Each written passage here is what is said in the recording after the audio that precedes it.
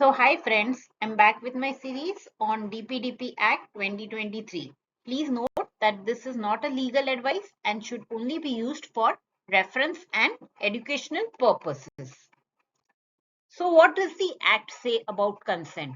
The Act says that the consent given by the data principal shall be free, informed, unconditional, unambiguous, with a clear affirmative action, and shall signify agreement to the processing of a personal data for the specified purpose and be limited to such personal data as is necessary for such specified purpose. Further, it reads that any part of the consent referred which constitutes an infringement of the provisions of this Act or the rules made thereunder or any other law for the time being in force shall be valid to the extent of such infringement. So in the upcoming slides, we will just try to understand what the Act says about consent in detail. So the Act says that consent should be free, it should be informed, it should be unconditional, unambiguous, it should have a clear affirmative action, and it should be specific. So what is free consent? Free consent is something which is freely given by the data principal. It should not be forced. That is, consent should not be forced by the data fiduciary. So I give you here an example of a forced consent scenario. Now, say a user tries to sign up for an online streaming service by the name of Stream Play. You can see here there are two boxes. I agree to the terms of service. I agree to receive marketing emails and allow Stream Play to share my personal data with third-party partners for promotional services. And if you can see here, it is also written that you cannot proceed without agreeing to the above marketing consent. So, the person, in addition to agreeing to the terms of services, also has to agree to receive marketing emails. So, this is forced consent because the user, the data principal, only wanted to agree to these terms of services, and this has to be optional. Now, what is specific consent? So, specific consent is something that it is specifically given for the particular processing operation in question. So, to give you an example of specific consent, now a user is signing up for an online store service. Now, the consent, the request reads that to complete your order, we need your shipping address for delivery purpose. So please provide your shipping address. So this is an example of specific consent because the user is asked to provide shipping address for the purpose of fulfilling the order placed and not for any other unrelated activities like advertisement, marketing, etc. If I give you an example of consent which is not specific. So say if a user installs a new app on the smartphone, the consent request reads that this app requires access to your data. If you can see, this is not a specific consent request. The request lacks details about what is needed. Example, it needs your contacts or it needs your location. It also does not specify the purpose for which consent is required so that processing can be done. So the Act further says that consent should be informed in the sense that data subject or the data principal should be given all the details of the processing activity in a language and form that they can understand so that they know, they comprehend that how the processing will affect them. To give you an example of informed consent, say a user installs a location-based service app. Now, the consent request says this app requires access to your location to provide navigation and nearby restaurant recommendations. Your location data will only be used while the app is in use, and data will not be shared with third parties without your consent.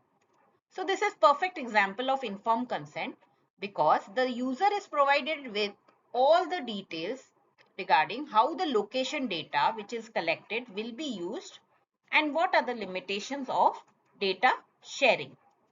To give you an example of uninformed consent, say a user installs a new mobile app.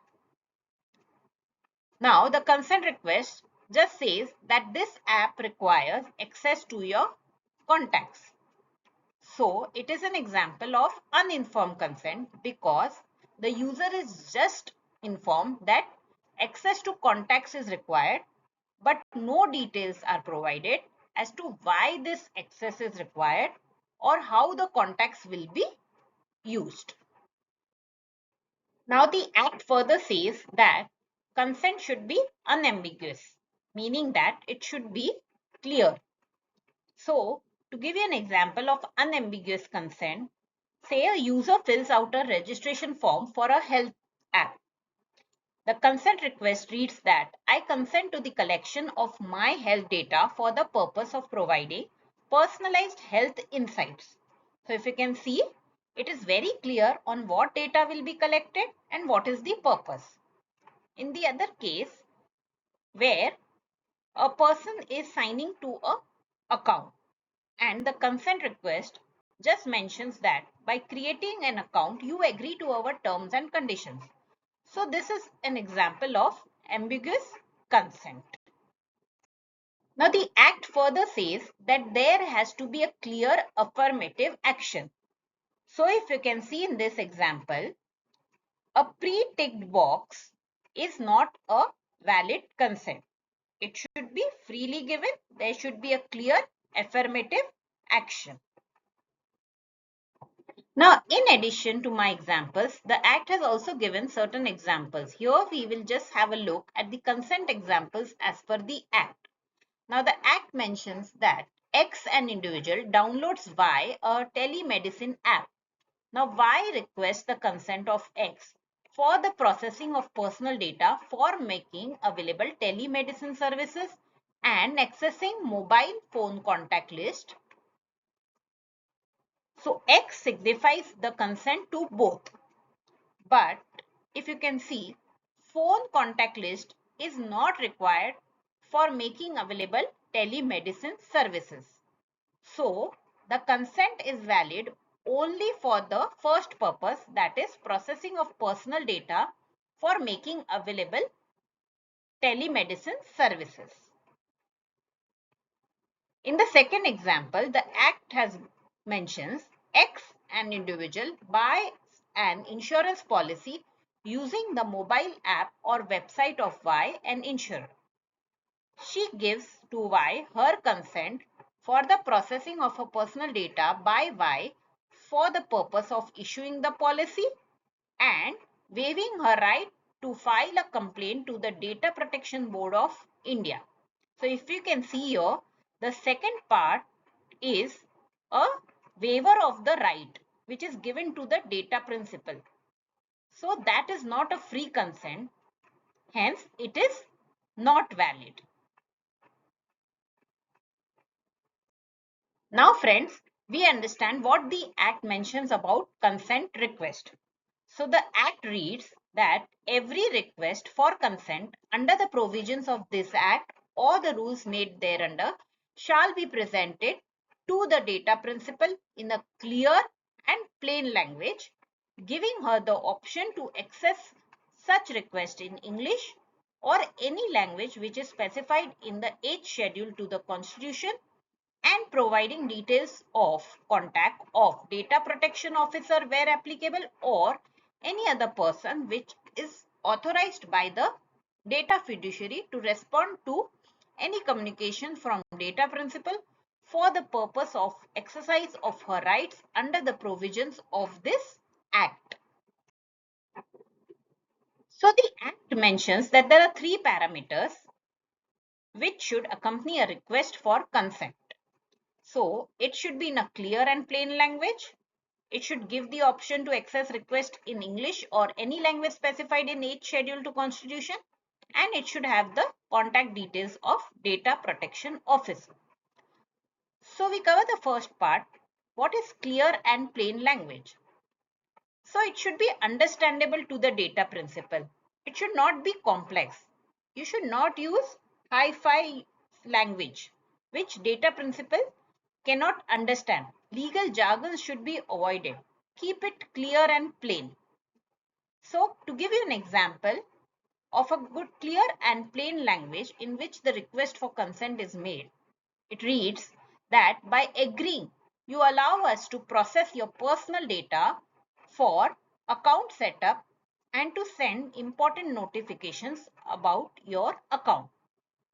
This is a perfect example where request for consent is made in clear and plain language.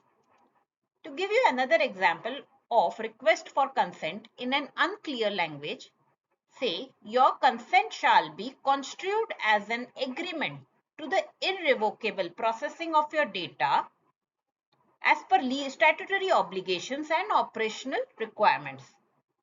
So this is a very complex language which is used for obtaining consent.